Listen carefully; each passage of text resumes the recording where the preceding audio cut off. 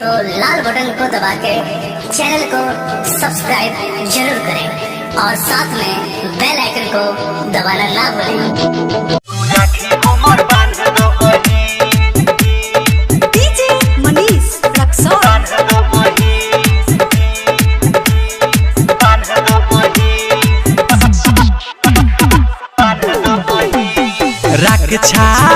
रक्षा बंधन के आ गइल दिन तू राखी हमर बांध दबही तू राखी हमर बांध दबही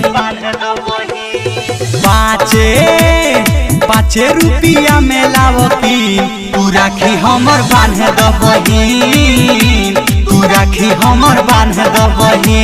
डीजे मनीष रक्सौल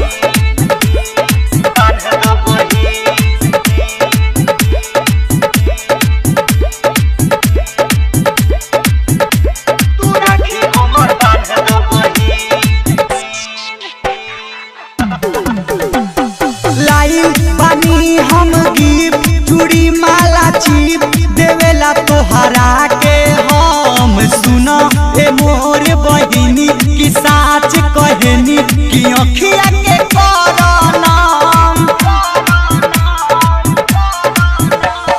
लाइल पानी हम गिफ्ट चूड़ी माला चीप देवेला तोहरा के हम सुना ए मोर बहिनी की साच कहनी कि अखिया के करना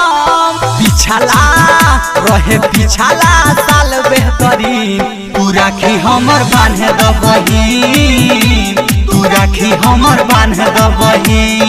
डीजे मनीष रक्सौल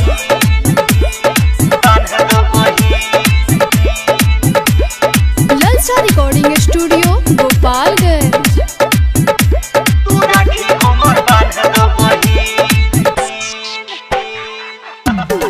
राइटर दबेंदर दिमागी कहले बात रागी सुनाए पिया परदेसी सौरभ ऐश्वर देले छोड़ी उ मुँह ले मोड़ी कि दिलावा में इहे देसी